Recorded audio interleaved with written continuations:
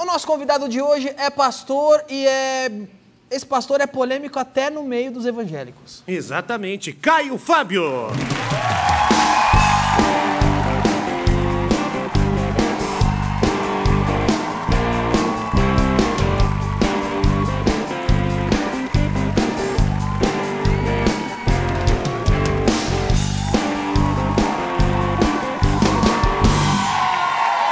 Caio Fábio, muito obrigado por ter vindo. Bem-vindo ao De Noite. Obrigado. Entre os líderes evangélicos no Brasil, você é um dos mais populares e mais conhecidos até hoje, não é? Mas a sua principal atuação hoje é na internet. É, porque até 1998, fiquei 33 anos rodando o Brasil, indo presencialmente aos lugares. Mas eu tinha um objetivo. Eu achava que a comunidade evangélica era alienada como era imbecilizada como era marionetada como era massa de manobra como era abjeta como era, porque faltava instrução, faltava ensino. Aí eu fiquei 30 e tantos anos ensinando, dos luteranos aos neopentecostais, de um extremo ao outro. Criamos uma organização que era a Associação Evangélica Brasileira para ver se dava parâmetros de saúde mental para o pessoal. Mas, na realidade, eu descobri que ninguém quer isso. Isso desmonta o circo, a estrutura, a exploração. Instrução ajuda o povo a andar com as próprias pernas. Instrução liberta. Instrução tira as dependências desses gurus tiranos sobre a cabeça das pessoas. Isso eles não querem. Bom, durante 30 anos eles não tinham o que dizer a meu respeito. Não podiam me pegar por nada para me relativizar. Até que eu me divorciei. Quando eu me divorciei em 1998, era tudo que essa corja queria. Eles não podiam me acusar de corrupção, de roubo, de exploração, de ênfase em dinheiro, em nada disso. Mas pegaram nesse santo do pauoco. O Caio se divorciou, logo ele não tem mais nada a nos dizer. Aí tentaram fazer disso um mastodonte. É tão grave assim se divorciar para os evangélicos? Não, o meu caso. Divórcio eu advoguei a causa do divórcio em 1978, quando o senador Nelson Carneiro a propôs. Ninguém no meio evangélico advogava e no meio católico ninguém também. Eu era uma voz solitária. E eu dizia, olha, a lei do divórcio não obriga ninguém a se divorciar, só resolve o problema dos angustiados e separados e que não tem como legalizar a situação. Uma vez que foi legalizada, centenas de pastores se divorciaram. E eu ajudei todos eles, os que eram genuinamente infelizes, a encontrarem seus caminhos. E suas esposas também. Quando chegou na minha vez, virou assim, problema do príncipe Charles com a Diana, virou um espetáculo dantesco. E você acha que isso acontece porque o que você mais quer, pelo que eu entendi, é levar instrução ao povo evangélico, e isso não é interessante para os líderes evangélicos. Mexia, solapava o poder dessa liderança toda. Macedo me abomina, esse povo todo me abomina. Eu passei a vida inteira tirando as estruturas de poder que eles usam para manipular o povo. Eles esperavam apenas essa oportunidade. Um dos adjetivos que você usou no início aí foi abjeto, quando se referiu à massa de manobra evangélica. Qual é a coisa mais abjeta que ela tem para você? Para mim? Foi a capacidade que esse pessoal teve de literalmente deixá-los brainless. Tiraram o cérebro desse pessoal. Olha, eu lido todo dia, eu estou no ar, de 10 da manhã a 1 da tarde ao vivo numa web TV que a gente tem, milhares de pessoas afluem para lá. As perguntas que eu recebo são todas perguntas descerebradas. As pessoas perderam o cérebro, eles querem saber se... Os evangélicos são burros, é o que você está falando. Ficaram. Qualquer um fica sob aquele rolo compressor. Qualquer um fica. Eu fiz uma pequena pesquisa sobre você, vi que você já passou por lá, você sabe exatamente o poder que aquilo ali tem de fazer mentes tornarem-se amebas. O rolo compressor qual é? O rolo compressor é o medo. é o pânico, é o susto, é a paranoia do diabo. E eles usam a Bíblia para colocar medo? A Bíblia é a mãe de todas as heresias, se você quiser. Eu, sem a referência do Evangelho em mim, faço da Bíblia a miséria que você quiser. Construa a partir da Bíblia deuses variados, antideuses, o que você quiser, porque você pegando um texto como a Bíblia, que não teve um autor só, mas dezenas deles, e que foi escrito em 1500 anos, em períodos diferentes, sem conexão, se você quiser criar uma sistemática, pegar e pensar coisas daqui e dali, você monta o diabo, se você quiser. O que deve ser interpretado de forma literal na Bíblia, o que não deve ser interpretado de forma literal na Bíblia? Olha, e o que interpretam de forma literal, consciente, que não deveria ser interpretado de forma liberal? Tem muita coisa que é para interpretar de modo literal, só que caducou. A Bíblia diz sobre a Bíblia que parte dela caducou. Uma parte da Bíblia caducou, por exemplo? Por exemplo, o livro de Hebreus, escrito no Novo Testamento, diz que toda a lei de Moisés caducou. A mensagem do apóstolo Paulo fala da caducidade, da caduquice, da senilidade das leis passadas, diante da revelação de consciência nova que chegou em Jesus e que relativizou todos os manuais e receitinhas primitivos de sentencinhas tolas no tempo que a consciência humana estava reduzida a fragmentos de percepção. Em Cristo, em Jesus, a vida ganha a percepção que eu tenho hoje, que todo mundo tem aqui. Ele trouxe para a nossa mente uma atualização de olhar que não vai envelhecer nunca mais. Tem uma parte da Bíblia pontual que foi caducada, essa, do Novo Testamento, essa não vale mais, por exemplo? A lei de Moisés, por exemplo, o Novo Testamento diz que as leis de Moisés têm uma vigência para o transgressor. Ele é que precisa dela, mas o homem que anda segundo o amor não tem que pensar na lei, a lei morreu em Cristo. O Novo Testamento praticamente está inteiro dizendo que o Velho Testamento caducou. Isso. Mas e no Novo Testamento para o cristão? Tem alguma parte que caducou do Novo Testamento? Tem. Qual, por exemplo? Por exemplo, Paulo. Paulo faz questão de ensinar para a gente princípios imutáveis.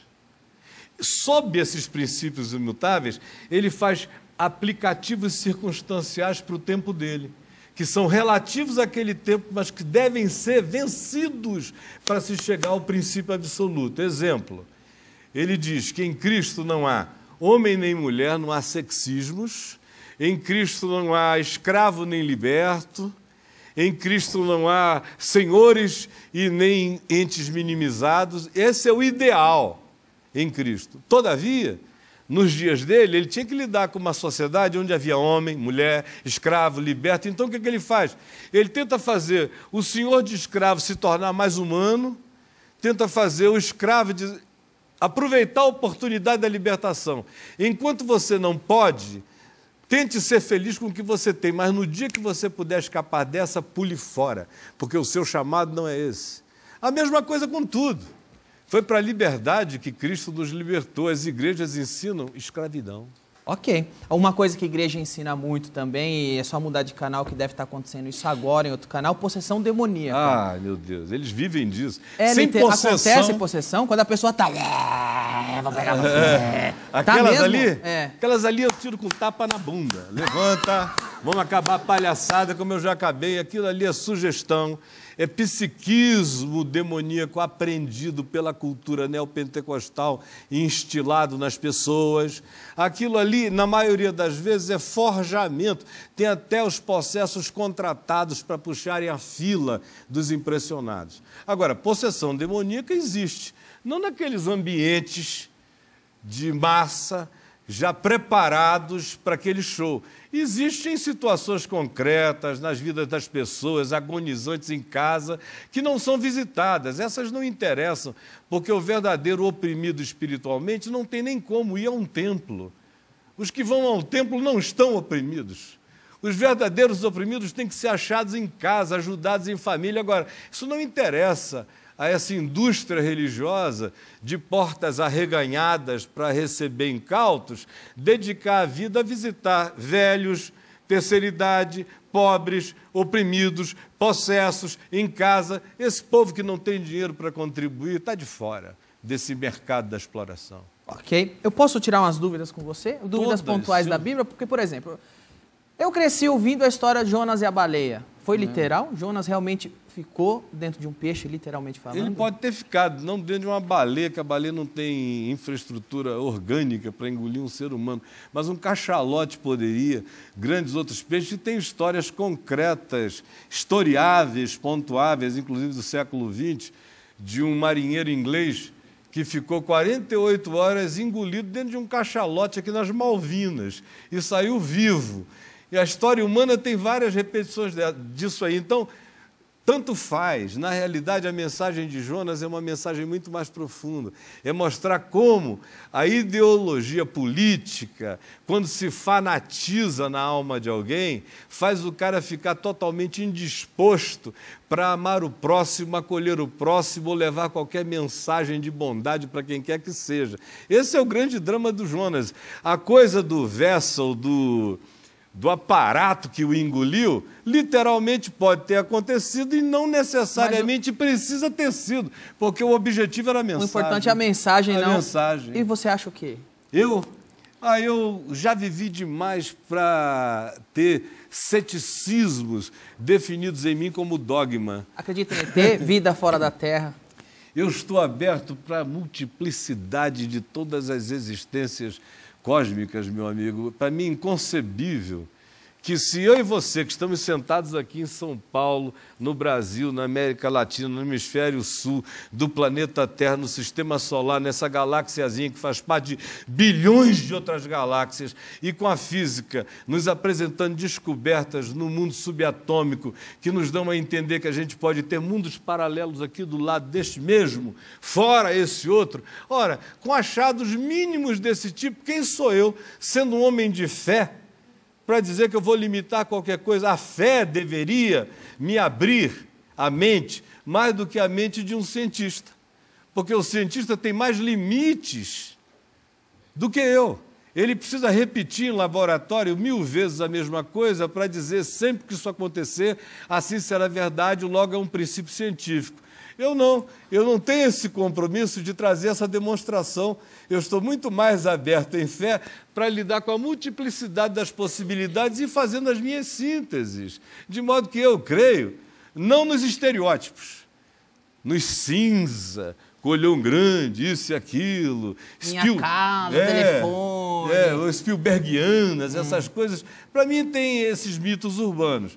Agora, a Bíblia está carregada de afirmações sobre a multiplicidade dos mundos e das dimensões. Ela só trata isso com uma outra linguagem diferente da nossa. E a Bíblia, agora, deixando o assunto de fé e religião de lado, ela apresenta algumas coisas que ela tem vamos dizer, ela tem a ambição de ser um registro histórico, que às vezes lendo parece muito estranho. Por exemplo, os nefelins. Isso. Eu fui pesquisar no São Google o que é um nefelim, no São Google, e o São Google revelou para mim que nefelim é isso aqui, não é? Um ser humano está ali, tá certo?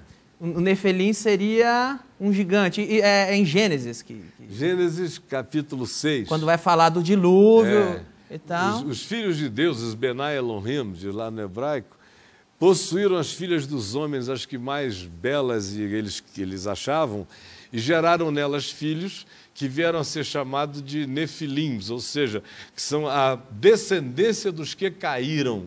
Então, o nefelim é um cruzamento de... É um híbrido. É um híbrido. É um híbrido angelical humano. É um híbrido angelical no sentido de que é extraterrestre, não é dessa dimensão. É anjo, no sentido da linguagem bíblica, com humanas. Aí teriam nascido os nefilins, que diz o livro de Gênesis que são os gigantes que conduziram a antiguidade, que dominaram na antiguidade. Ora, o que é interessante é que você vê em todas as culturas da Terra, dos Nazca, Incas, Astecas, egípcios, celtas, qualquer outro ambiente cultural, Índia, China, você encontra em todas as histórias primitivas, sem falar nos gregos, que são os pais dos semideuses, dos gigantes, disso tudo, você encontra a mesma narrativa de uma hibridização entre seres que vieram de uma outra dimensão com seres humanos. Isso aí está espalhado na literatura universal e também na narrativa de Gênesis 3. Agora, eu calculei ali um ser Mas humano... não são assim como esses caras aí. Isso tudo Ali é um estudo de escala. O ser humano normal seria aquele, de 1,80 m, né? Tem o ser humano de 1,80 m. Trouxeram aí, o Minotauro está com inveja desse mais velho aqui, desse maior aqui. Ó. Seria um estudo em escala ali. O ser humano teria médio 1,80 m, o Nefelim teria 11 metros. Não, esse é um exagero. É um exagero? Absoluto. Quanto mais? A Bíblia dá referências de tamanho de homens grandes. Por exemplo, diz que Og, rei de Bazã, que ficou vivo depois do dilúvio, que tem narrativas históricas, teve gente que arqueológicas, sobreviveu ao dilúvio, desse tipo, dos nefilins. Mas porque o que o dilúvio foi feito... Tem dia que o dilúvio matou todo mundo, para mas liquidar. Não é. Liquidar, inclusive, essa hibridização que deformou a raça humana. Mas escaparam alguns, tanto é que... Mas a Bíblia não diz que não escapou ninguém, só Noé e a família? A Bíblia diz linguagens gerais a partir do olhar de um observador finito. Nós temos a chance de examinar o todo da história e o todo da Bíblia. Uma coisa interessante sobre a Bíblia é que no livro de Gênesis ela diz que não escapou ninguém. E depois do dilúvio ela introduz os descendentes desses caras vivos no mundo, mostrando que alguns deles escaparam. Inclusive, Og, rei de Bazã, que eu ia dizendo, os Nefelim. A altura maior registrada lá chega a 5,20 m por causa da cama dele toda de ferro, que ficava na região de Golã, hoje onde são os montes de Golã, ali era a terra de Bazã. Diz que esse Og era rei daquele lugar, a cama dele era de ferro, tinha 5,20 m de comprimento, 2,80 m de largura, para a gente ter uma ideia do tamanho desse bicho.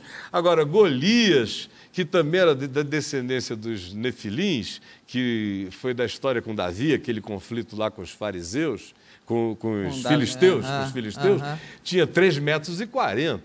Então não chega a ser essa enormidade. Porque me deu um susto, que eu fiz a conta. Um ser humano de 1,80 m tem o quê? Pelo amor de Deus, como é que ele vai transar com uma menina Exato. de 1,60 m? Meu Deus, a menina ia ficar arrombada no meio, né? Ia ser 31 centímetros só de rola, porra. Sai pela boca, assim. Você quer um chafariz. Atravessar a bichinha, não dá. Pois é. Milagres existem hoje ainda? Existem. Por que ninguém vê mais? Só vê milagre de Araque? Não, porque o pessoal só fica visitando milagre. Todo milagre industrial é de Araque. É simples assim. Abriu uma porta e disse milagre, é mentira. Milagre é inusitado, milagre é misterioso. Já viu um milagre? Já testemunhou? Muitos. O maior milagre que você já testemunhou, qual foi? Você quer falar de milagres físicos? Físicos. Milagres físicos eu vi uma mulher derramando vermes pela vagina numa situação horrorosa em Manaus. Mas isso não faz milagre, faz doença. Não, mas é doença. Você ora e o negócio parar na mesma hora, não no dia seguinte, nem 2 horas depois, mas secar na hora. É chocante. Você vê pessoas em hospitais, como eu vi algumas vezes, desenganadas morrendo, como o meu amigo Zé Cury, que está vivo hoje, dono de uma pousada no Rio Grande do Norte, morrendo desenganado, septicemia. Nós tínhamos sido malucos, tomadores de todo tipo de droga e maluquice por aí, lutadores de jiu-jitsu juntos, lá nos Greys, e ele saiu um pouco da linha, perdeu a cabeça, a Polícia Federal encheu de 7 tiros, todos com bala dum-dum, morrendo no hospital, intestino perfurado, mandou me chamar, disse, septicemia, morro hoje à noite, encomenda a minha alma. Eu falei, não, cara, você ainda vai viver pra caramba, eu não sei nem por que eu estou te dizendo isso. Botei a mão na cabeça dele e orei com toda a sinceridade simples, em nome de Jesus, e o Zé Cury levantou na mesma noite. Isso faz 40 anos, ele está vivo aí até hoje. Eu posso sair te contando histórias para sempre desse tipo. Agora, não é com hora marcada, não é sexta-feira do milagre, não tem preço nenhum a pagar, é tudo de graça, não tem rito, não tem mistério, só implica sinceridade, verdade e encontro humano puro diante de Deus. Por que, por exemplo, quando você vai falar de Velho Testamento com o pastor, ele diz que o Velho Testamento caducou, como foi o início da nossa conversa aqui, mas aquela parte, Malaquias 3,10, que é de pedir mas dízimo, eles não dizem que caducou, não caducou. Não. Eles me chamam de herege, porque eu digo que essas coisas caducaram. porque justamente se caducaram, o dízimo já era. E o dízimo não pode... Não, mas você vai perguntar, por que o pastor não guarda o sábado? Porque não vale mais, não tem mais a lei. Mas é seletiva a Eles escolha escolhem deles. o que... Ah. É seletiva, quando o Novo Testamento não é seletivo. O Novo Testamento diz em Romanos 10, o fim da lei é Cristo, para a justiça de todo aquele que crê. Ponto, acabou. Começou uma nova era eterna de consciência. Se eles não querem, porque tira da mão deles os aparatos primitivos de controle do povo. E o dízimo é um deles, os sacrifícios. Por que o Macedo está construindo aí esse terreirão de Salomão?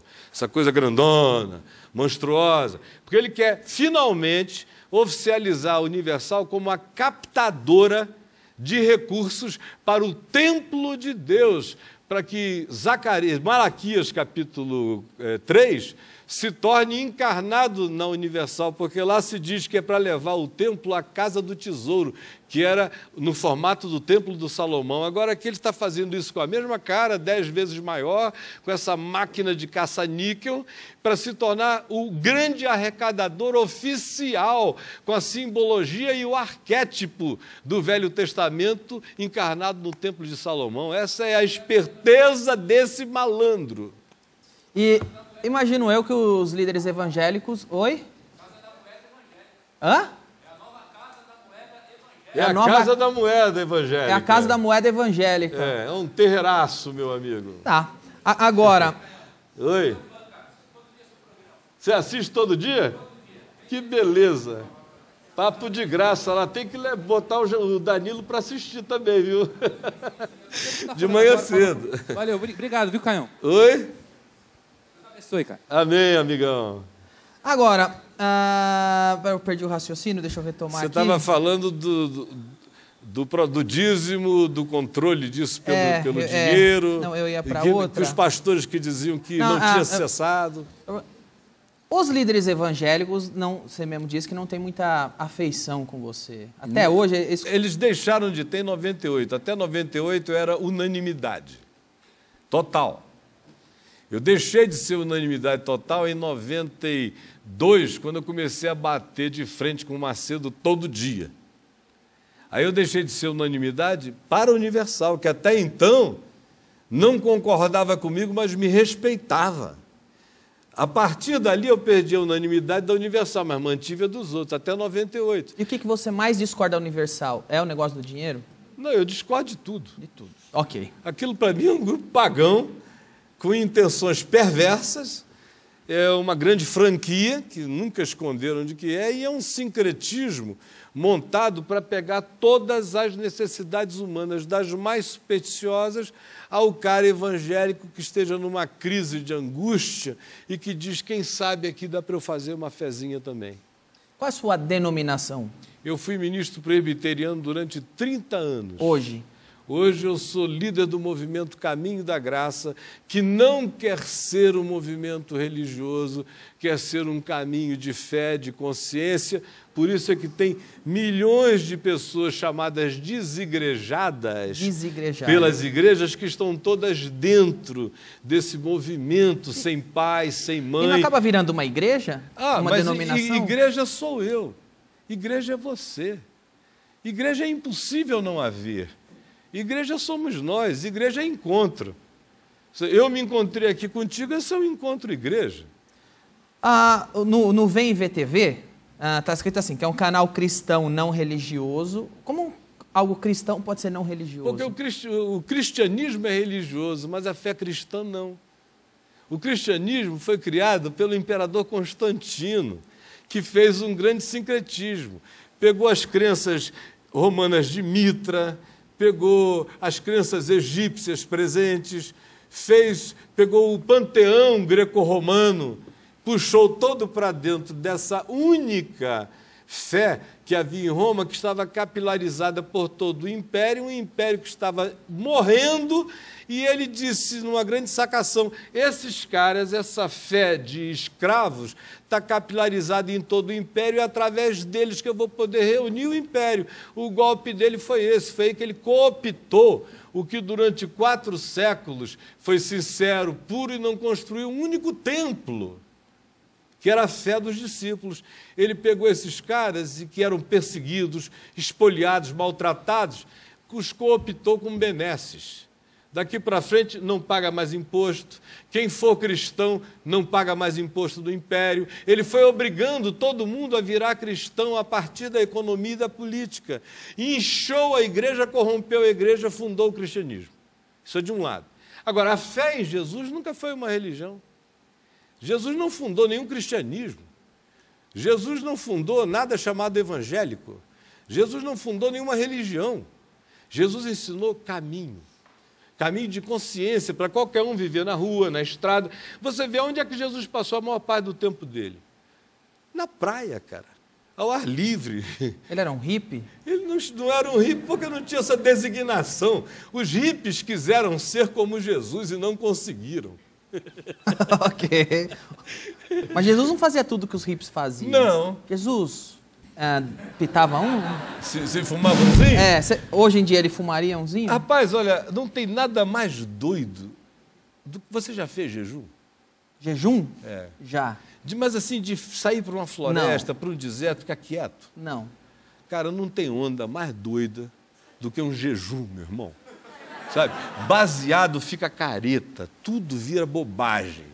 Na hora que você está ali 3, 4, 5 dias de jejum e a tua cabeça começa a abrir, as nuvens começam a ficar vivas, o vento começa a te ninar, a água tem uma parceria contigo, meu amigo, cannabis virou pitadinha para distrair numa hora dessa, entendeu? Então Jesus era do negócio pesado mesmo. Não tem ninguém que tenha andado com Deus e que não tenha sido um negócio pesado. Um cara que anda com Deus, que seja do negócio leve, não conheceu Deus. Ok, não era. Porque Deus é loucura pura, meu amigo. Deus é loucura pura. Loucura pura. Porque essa história de racionalizar Deus é uma idiotice na qual eu não caibo. A minha inteligência é grande demais para entrar em racionalismo a respeito de Deus. Deus é absurdo. Ok. Bom, agora muito se fala hoje em movimento gay, não sei... Como você acha que Jesus veria hoje o movimento gay? Do jeito que ele viu nos dias dele. Nos dias dele estava cheio de gay. O que ele fez? Não sei, o que ele fez? Nada. Estava cheio de puta. O que ele fez? Nada. Estava cheio de canalha, calhorda para todo lado. O que ele fez? Nada. Ele acolheu quem o procurou e não perguntou coisa nenhuma. Não estava na pauta de Jesus e nem está. Essa pauta aí é uma pauta moral, é uma pauta ideológica, é uma pauta da fragilidade da religião que introjeta culpa nas pessoas e exacerba o maior movimento de compulsão psicológica justamente por aquilo que eles proíbem. Você pegue uma estatística e vai ver aonde é proporcionalmente neste país onde existe a maior eclosão de compulsão gay no país. Não é no Corinthians. É no São Paulo. No São Paulo chega perto. São Paulo chega perto. Agora, nada alcança o movimento evangélico.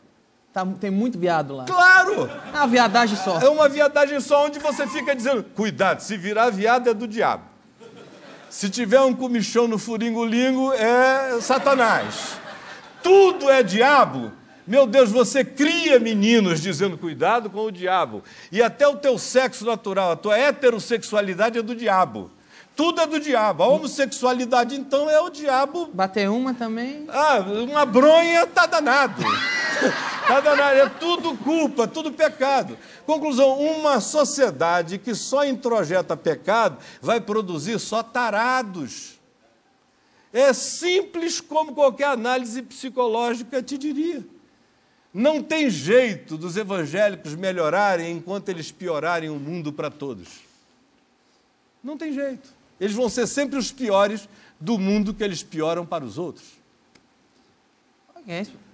Eu quero aproveitar agora as meninas que saem comigo. Eu sou assim porque eu sou crente, tá? Não é culpa minha, por favor. Eu faço o melhor que eu posso. Eu faço o melhor que eu posso.